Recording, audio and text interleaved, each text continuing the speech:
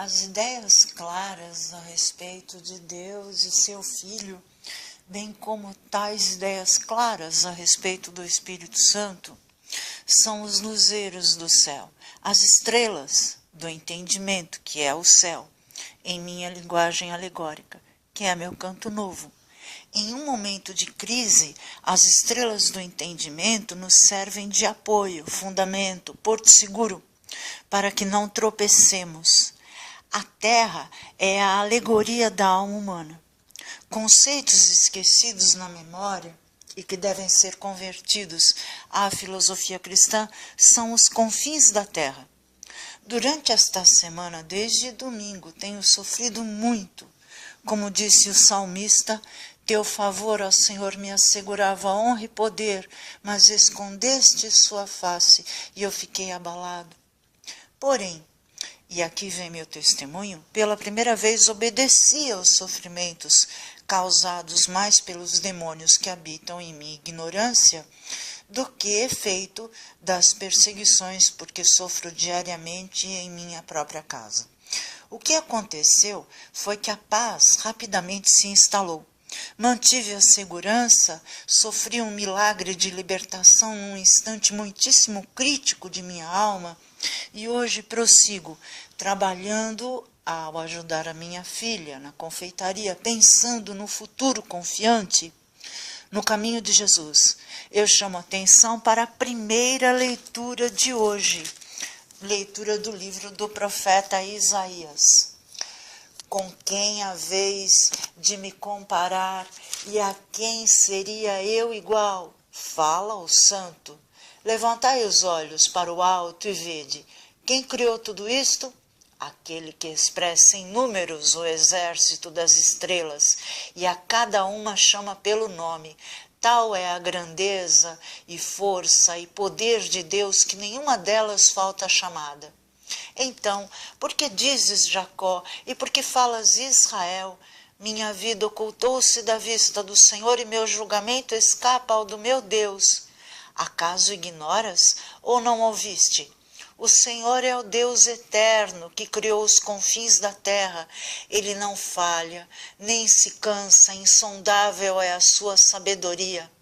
Ele dá coragem ao desvalido e aumenta o vigor do mais fraco. Cansam-se as crianças e param, os jovens tropeçam e caem, mas os que esperam no Senhor renovam suas forças, criam asas como as águias, correm sem se cansar, caminham sem parar. Nada acontece por coincidência, e é prova de Deus em minha vida que eu vá aprendendo a divindade e seu poder à medida que compartilho o estudo das misericórdias da palavra de Deus. Eu chamo a atenção para os versículos 3 e 4 do Salmo de Resposta.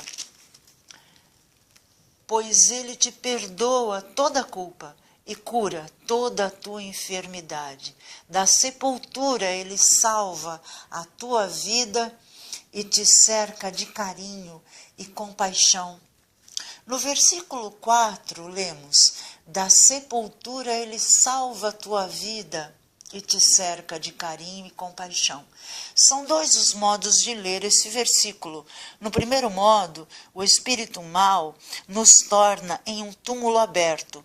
Jesus disse aos fariseus que eles eram como sepulcros caiados, porque ao vivermos em pecado, na verdade, estamos mortos. Deus nos salva dessa morte em vida. No segundo modo, as leituras sugerem que há vida após a morte, e é isso que eu venho dizer e provar.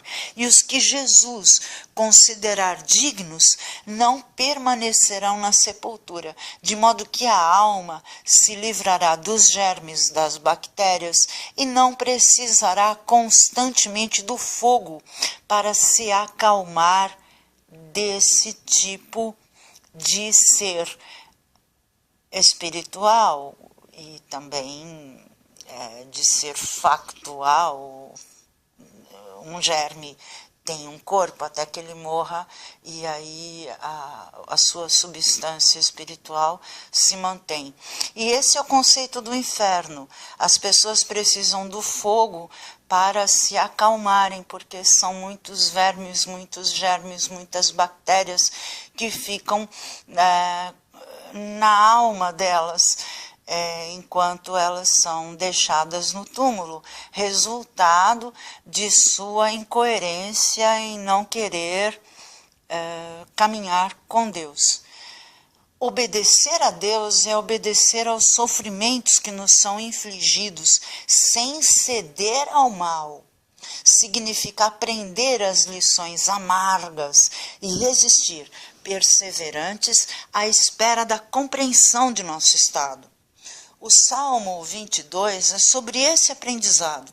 Há um longo momento no Salmo 22 de incompreensão e de descrição do próprio sofrimento.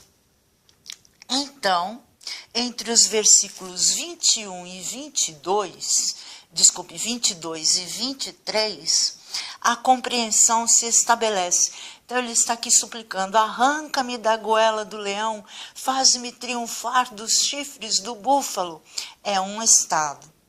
No versículo 23, ele já compreende esse estado, que é um estado espiritual em que o espírito ruim, que descreve o sofrimento, reclama, e então ele se liberta. Vou contar tua fama aos meus irmãos, vou louvar-te no meio da assembleia.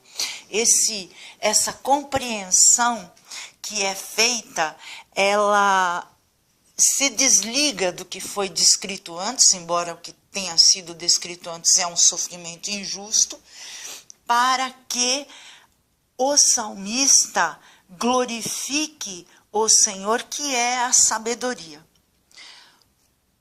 Obedecer a Deus é obedecer aos sofrimentos sem ceder ao mal. O jugo, nesse momento, se torna suave e o fardo leve. Eu chamo a atenção para o evangelho de hoje. Naquele tempo, tomou Jesus a palavra e disse: vinde a mim todos vós que estáis cansados e fatigados sob o peso dos vossos fardos, e eu vos darei descanso. Tomai sobre vós o meu jugo e aprendei de mim, porque sou manso e humilde de coração, e vós encontrareis descanso, pois o meu jugo é suave e o meu fardo é leve.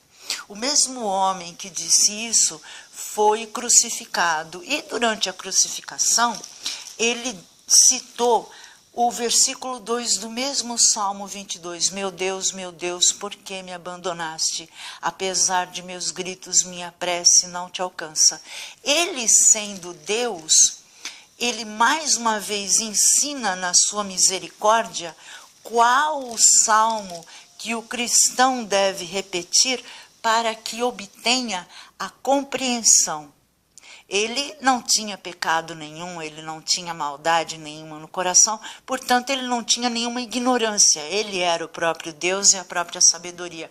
Mas no momento da cruz, ele ensina o Salmo 22.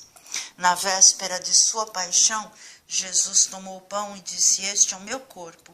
Do mesmo modo, ao fim da ceia, ele tomou o cálice com vinho e disse: este é o meu sangue. Quem comer da minha carne e beber do meu sangue terá a vida eterna. Senhor, salvai-me.